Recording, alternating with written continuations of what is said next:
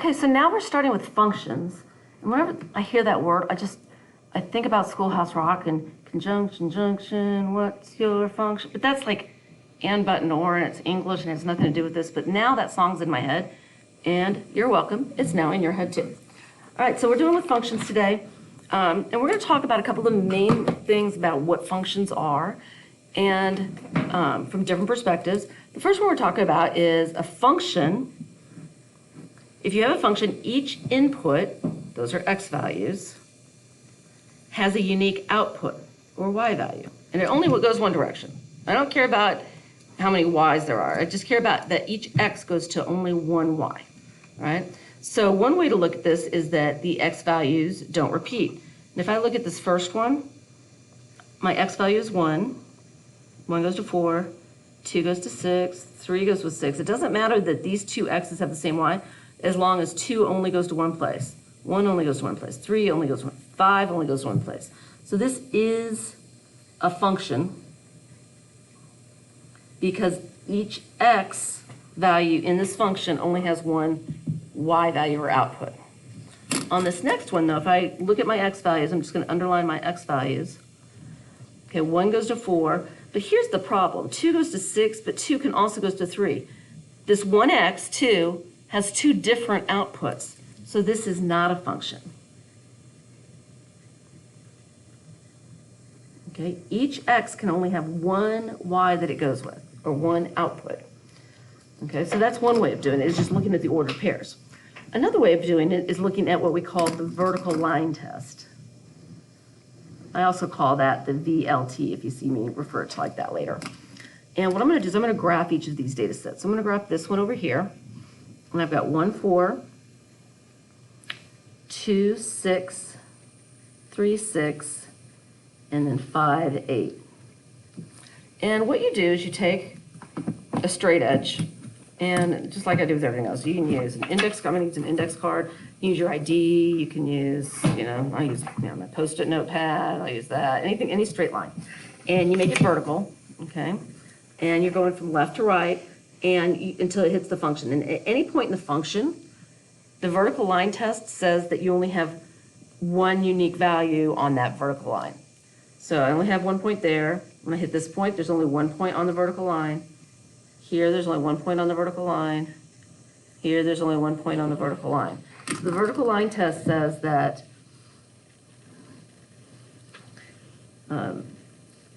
each function value, let's not say it that way. I don't like that. Let's just say that a vertical line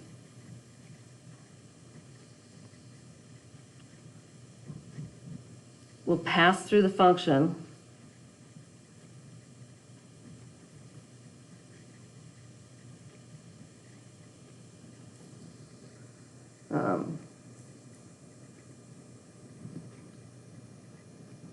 only one spot at a time.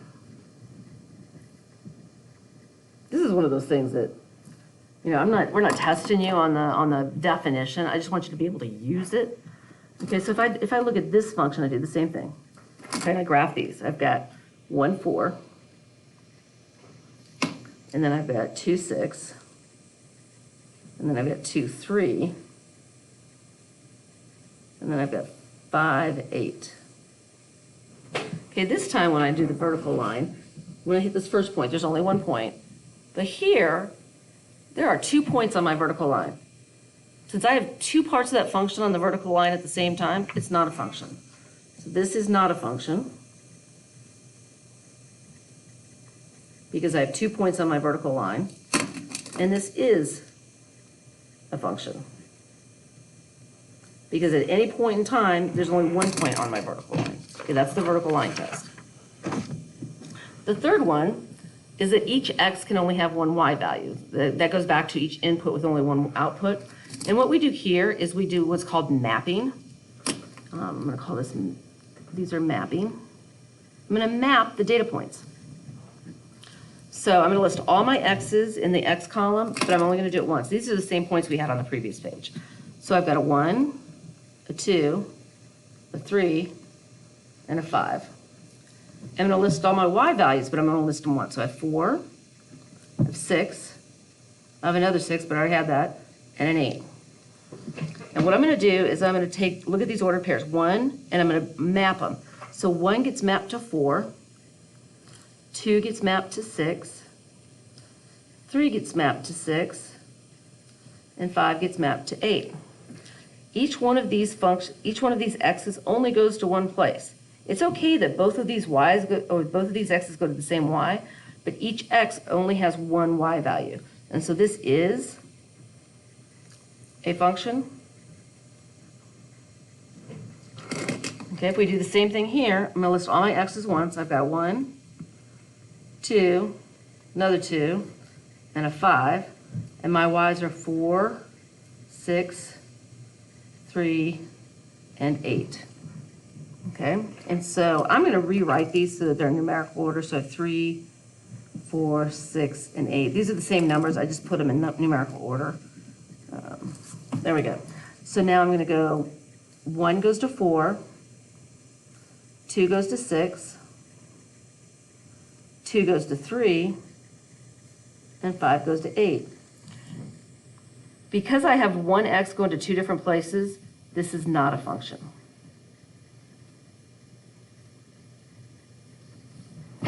Okay. So we're going to put this into action. We're going to graph these points. I've got 3, 4, 4, 4, 5, 5. Oops. Let's see if I can do this right. 3, 4, 4, 4, 5, 5, and 6, 5. Okay. So we have to determine if it's a function or not.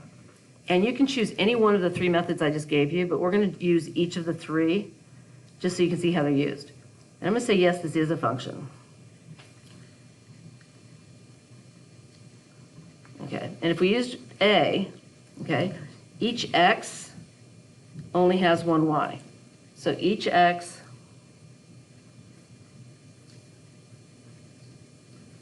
has one y and does not repeat.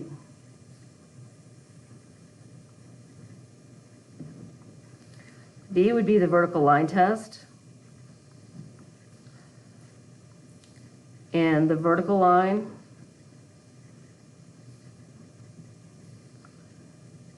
does not pass through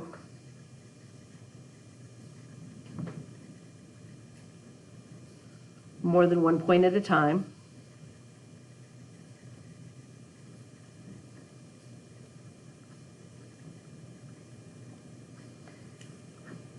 And on C, is also each x has one y.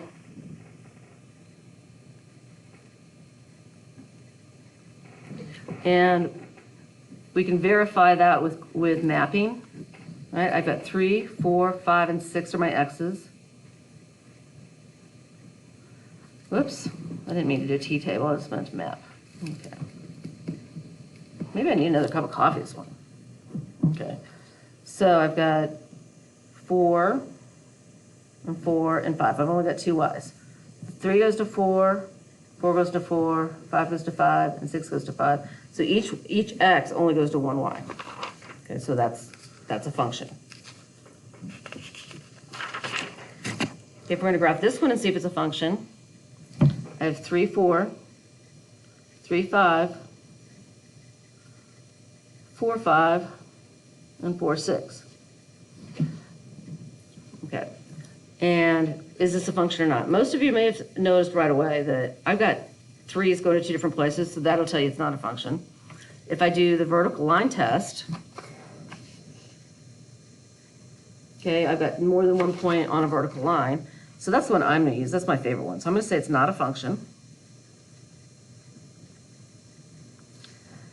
And it does not pass the vertical line test.